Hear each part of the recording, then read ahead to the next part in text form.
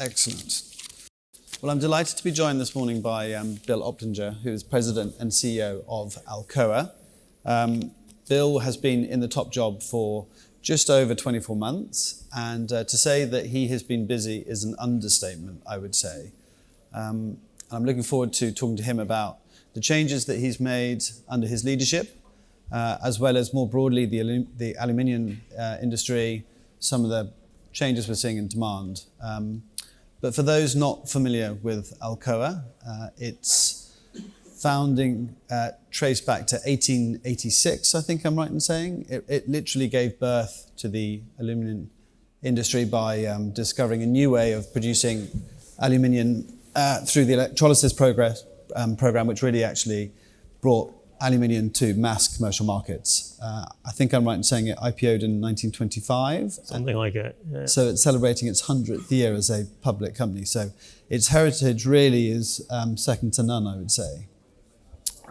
Today, Alcoa, I think, employs 14,000 people, yes. 25 operations around the world, 8 different countries.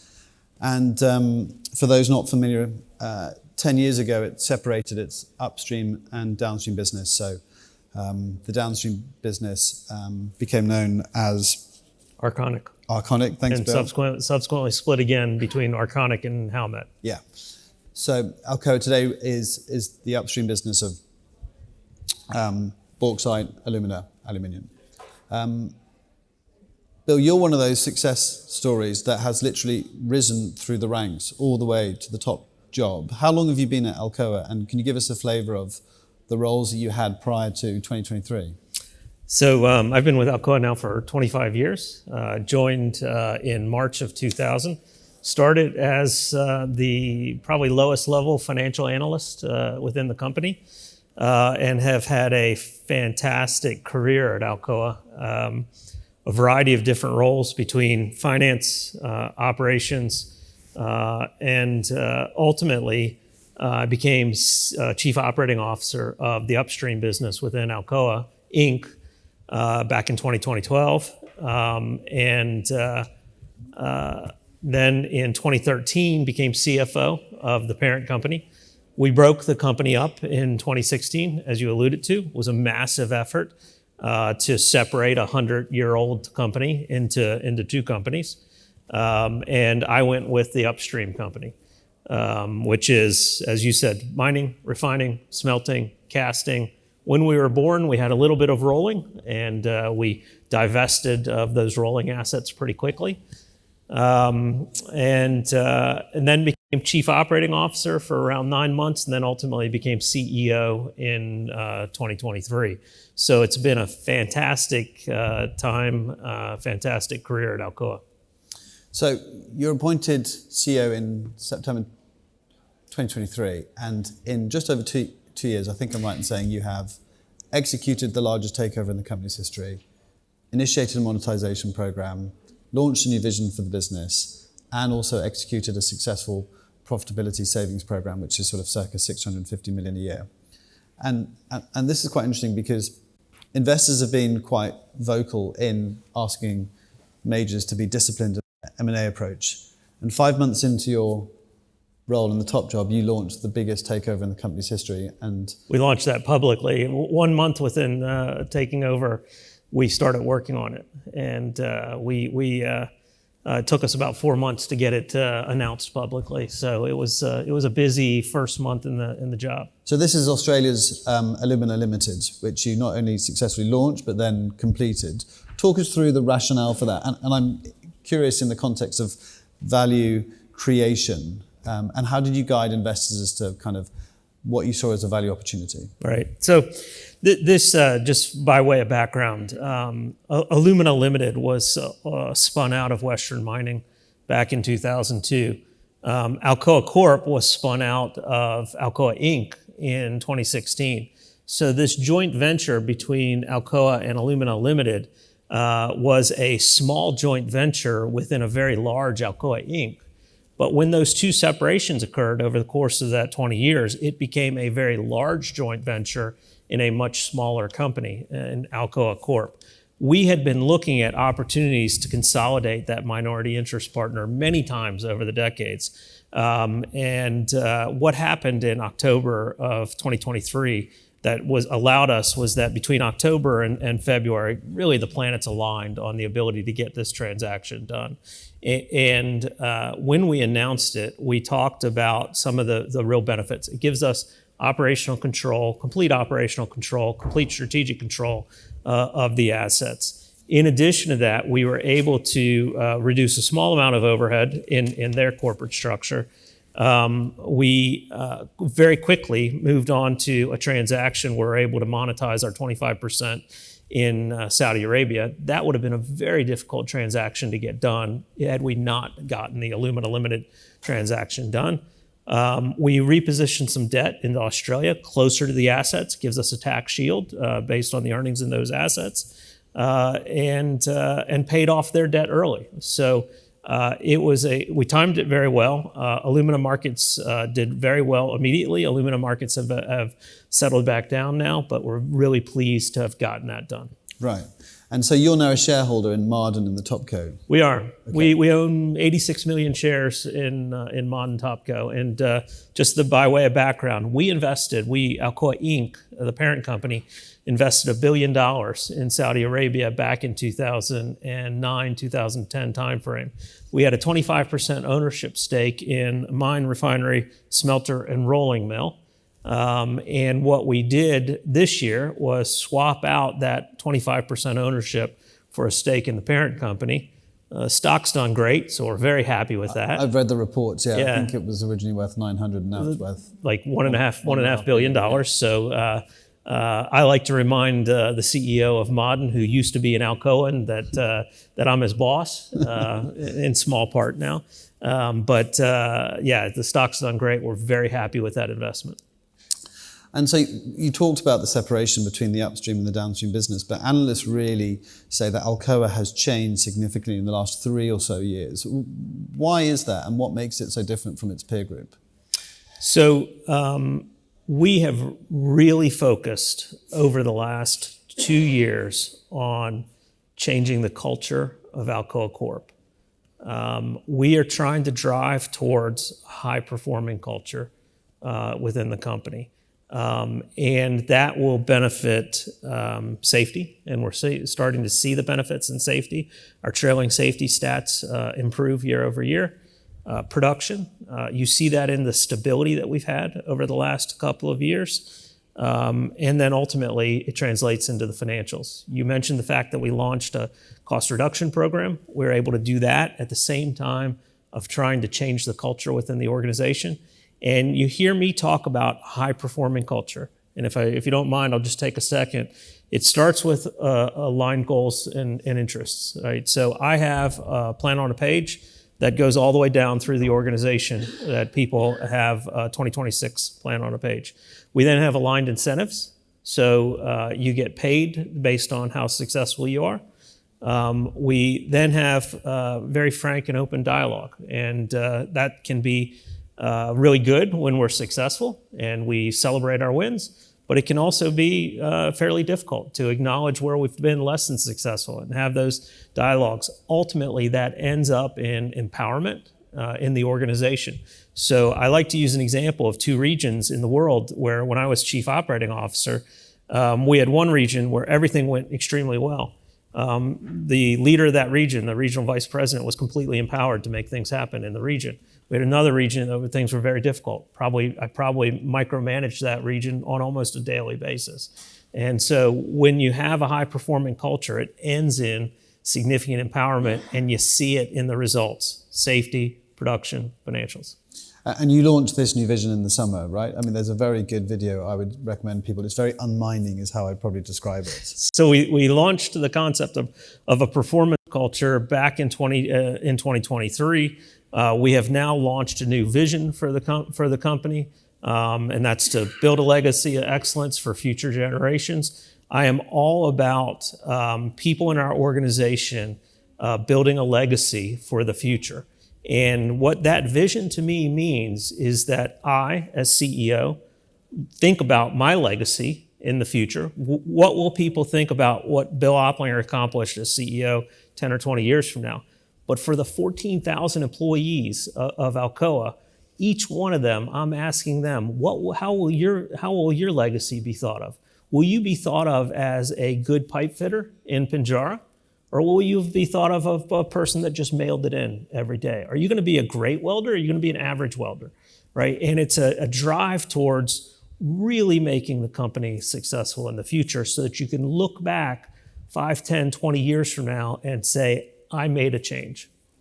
So just keeping on the theme of your legacy, the mining industry is embracing new technologies, which historically probably hasn't been known for that trademark. This seems to be quite a big theme at the center of Alcoa today. So you've got obviously automated mines, you have automated robotics in some of your smelter, you talk about AI, but there's two technologies that analysts are really talking through, and one they're actually describing as a breakthrough. Could you just talk us through this ELYSIS technology? So there's two breakthrough technologies that we're working on that we continue to fund through the cycle. First is ELYSIS, and the second is a project called Estrella. ELYSIS is a joint venture between us and Rio Tinto and the government of Quebec. ELYSIS will eliminate carbon emissions from the smelting process. So right now, when you're smelting aluminum, the source of carbon is obviously from the energy source. So if you have a renewable energy source, you have a low carbon energy source, but you still generate a couple of tons per ton of carbon in the process of smelting aluminum. ELYSIS will eliminate that. So ELYSIS uses an anode that does not get consumed in the process. Right now, in the typical Hall-Héroult process of making aluminum, it's the same process that our founder, Charles Martin Hall, developed 130 years ago. That anode gets consumed, generates CO2 in the process. ELYSIS won't generate CO2 in the process. At this point, we have started up smaller cells, 100 Ka cells, and those have been successful. Just within the last couple of weeks, we've announced that we've now started a commercial size cell at one of the Rio Tinto sites. So it's a massive breakthrough. I am confident technologically, it's going to work. We now have a large cell operating, and from a technological perspective, it will work. We have to work on the business case to drive down capital and operating costs to make it economic in the future.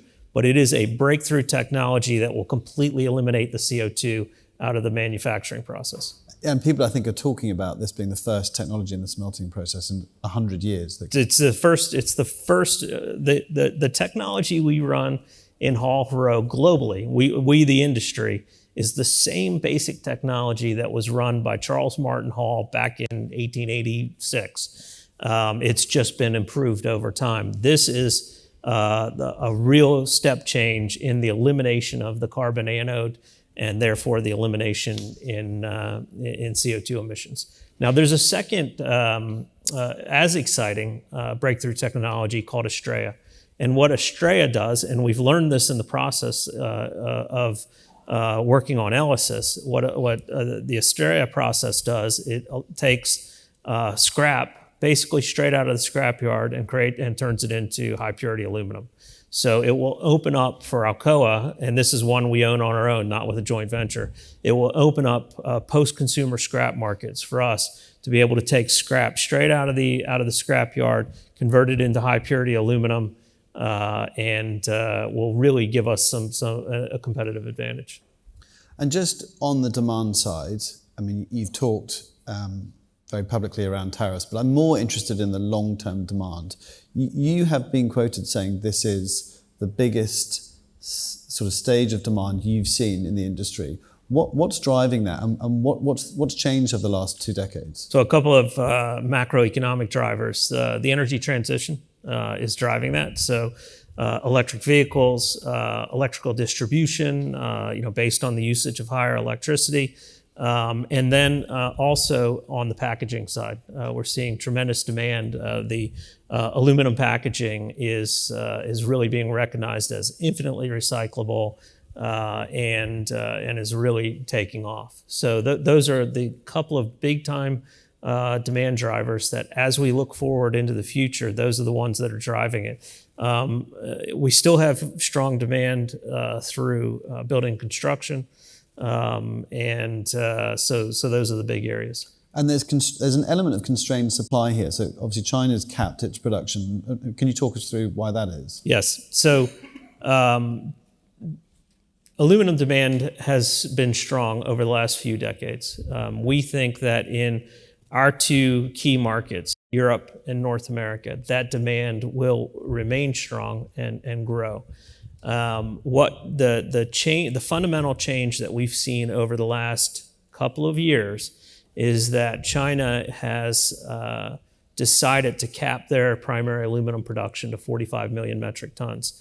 Give you a little bit of background. When I joined the company back in March of 2000, China probably made 1.5 million metric tons of aluminum. Today, China makes 45 million metric tons of aluminum. So over the course of 25 years, the Chinese have grown 30-fold. They have now capped it at 45 million metric tons, and they've stuck to that cap over the last 2 years. That has suppressed some of the supply coming out of China and makes for stronger economics in the aluminum industry. And you've also talked about, people have pointed to Indonesia as a possible additional supply, but I think it's important to put in context their kind of cost of production as well, which is... So one of the benefits that the Chinese had over the last 20 years is that their cost of capital, how much it cost to make a ton of aluminum capacity, was highly competitive versus the Western world. We were seeing in China that for $1,000 to $1,500 a ton, they could create a ton of aluminum capacity. In the Western world, that, depending on where you're at, that can be anywhere between $5,000 and $8,000 a ton. So it's a massive advantage. As they're going to Indonesia, we're seeing that fundamental advantage erode. So Indonesia is starting to build its aluminum industry, but they can't match the low cost of capital that the Chinese were able to deliver over the last 20 years. Yeah, I've seen it sort of 2/3 above where... $2,000 to $3,000 a ton, still an advantage over Western world, but the inherent advantage that the Chinese had in China isn't translating into Indonesia. And people ask me, well, why is that? What was the inherent advantage? The Chinese were very modular, so they were using known technology. That will translate into Indonesia. They didn't have to build anode facilities. They would buy their anodes out of large anode facilities. They can still do that in Indonesia, but they're going to have to transport them into Indonesia. Their customers were close by, so they're downstream customers. So they didn't have to build a cast house. They could ship molten metal to their customers. That won't necessarily be the case in Indonesia. Yeah. So some of the fundamental, and then the infrastructure was in place in China. In Indonesia, the infrastructure needs to be built. So some of those fundamental advantages in China are just not replicable in Indonesia. Yeah, hence the constrained supply that people are talking about. And you've been in the news recently for gallium, which is a mineral that I wasn't particularly familiar with, but it's just been given strategic mineral status by President Trump and Prime Minister Albanese in Australia. Can you explain what gallium is used for, why it's so important, and what stage this project is in Australia? Yeah, so gallium's highly sought after critical mineral. It's used in the semiconductor industry. It's critically important for semiconductors for the US and elsewhere. Over 90% of the gallium production is made in China. And so as the US and other partners were looking to diversify their supply chains, we were a great opportunity to do that. So the gallium is inherent in the bauxite that we mine in Western Australia. It's in trace quantities. And so what we're going to do at one of our plants in Western Australia is extract that as part of the process and build a gallium plant on the back of it that will extract that essentially waste material and make, on an annual basis, 100 tons of gallium. Now, 100 tons doesn't sound like a lot, but it's 10% of the world's gallium demand. What this has allowed us to do is the U.S. is critically interested in diversifying their supply chains, so we'll do that in Western Australia. In Western Australia and Australia, it builds the relationship between Australia and the U.S., And then the third key partner here is Japan. So part of the offtake will go up to Japan and be converted into chips that ultimately will end back up in the US in a variety of different applications. So it is a great project. We plan on having gallium production in 2026. We want to be the first to market in large scale outside of China. Thank you very much. That was an absolutely fantastic fireside chat. Can we please give a warm round of applause to Jos Simson and to Bill Oplinger? Thank you very much. Thank you.